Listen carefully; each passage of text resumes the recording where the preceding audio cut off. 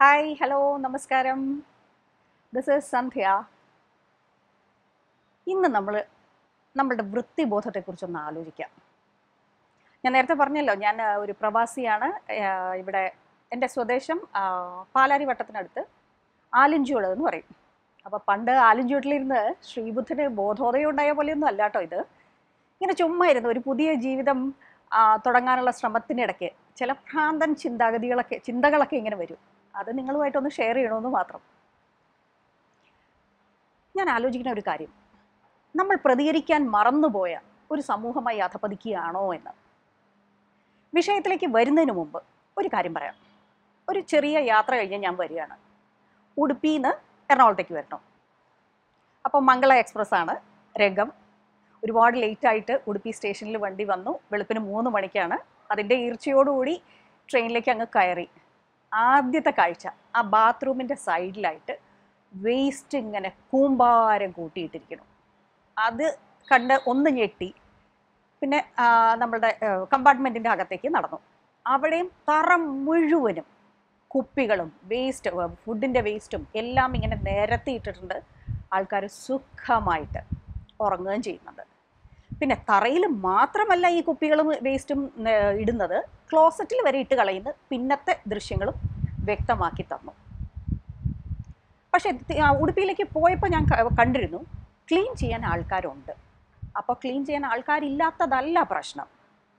പ്രശ്നം എന്താണെന്ന് വെച്ചാൽ, ക്ലീൻ ചെയ്യുന്നവർക്ക് കൃത്യമായിട്ട് അവനവൻ്റെ ജോലിയോടൊരു ആത്മാർത്ഥത കുറവ്. പിന്നെ അവരോട് നമ്മൾ ഒരു കാരണവശാലും സഹകരിക്കുന്നില്ല. വൃത്തി തൻ്റെ വീട്ടിൻ്റെ ഉള്ളിൽ മാത്രം പാലിക്കേണ്ടതാണെന്നും പുറത്തിറങ്ങിയാൽ എന്തും കാണിക്കാമെന്നുള്ള അഹങ്കാരം നിറഞ്ഞൊരു അജ്ഞതയല്ലേ ഈ പ്രശ്നത്തിനൊക്കെ കാരണം. ഇനി കമ്പാർട്ട്മെൻറ്റിലെ ട്രെയിനിലെ കാര്യം മാത്രമല്ല ഇത്. ശരിക്കും പറഞ്ഞാൽ നമ്മൾ മലന്ന് കിടന്ന് തുപ്പുകയാണ് ചെയ്യുന്നത്. ദൈവത്തിൻ്റെ സ്വന്തം നാട് എന്ന് പറയുകയും ചെയ്യും. കാഴ്ചകൾ മുഴുവനും മാലിന്യങ്ങളാൽ നിറഞ്ഞിരിക്കുകയാണ് ചെയ്യുന്നത്. ക്ലീൻ ചെയ്യാൻ ആളില്ല എന്ന് നമുക്ക് പറയാൻ പറ്റില്ല. പല സ്ഥലങ്ങളിലും കുടുംബശ്രീ പ്രവർത്തകർ ഉൾപ്പെടെ ക്ലീൻ ചെയ്യാൻ ആൾക്കാരുണ്ട്. അവരുടെ റിക്വസ്റ്റ് എന്താണെന്ന് വെച്ചാൽ, ജൈവ മാലിന്യങ്ങളും അല്ലാത്ത പ്ലാസ്റ്റിക് മാലിന്യങ്ങളും ഒന്ന് വെവ്വേറെ തിരിച്ചു വയ്ക്കണം. അത് പലരും ശ്രദ്ധിക്കാറില്ല. പിന്നെ തരം കിട്ടിയാൽ നമ്മൾ ആളൊഴിഞ്ഞ പറമ്പിലോ അല്ലെങ്കിൽ അന്യൻ്റെ പറമ്പിലേക്കോ നമ്മുടെ വേസ്റ്റ് എടുത്തിടും. ഇല്ലേ? ഇല്ലയെന്ന് ആർക്കെങ്കിലും തോന്നുന്നുണ്ടോ? ഇതൊക്കെ ഞാൻ എൻ്റെ ഇപ്പോഴത്തെ കുറച്ച് നാളത്തെ ജീവിതം കൊണ്ട് കണ്ടു മനസ്സിലാക്കിയ ഒരു കാര്യമാണ്. പിന്നെ വേറൊരു കാര്യം, ഇവിടെ മാലിന്യം ഇടരുത് എന്ന വലിയ ബോർഡ് കാണാം. ആ ബോർഡിൻ്റെ താഴെ തന്നെ മാലിന്യം കൂമ്പാരം കൂടി കിടക്കുന്നത് കാണാം.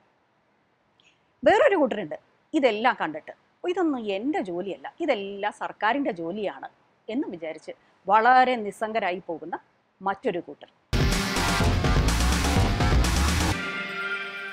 ഈ ചിത്രം ശരിക്കും ഒരു വിചിത്രം തന്നെയല്ലേ?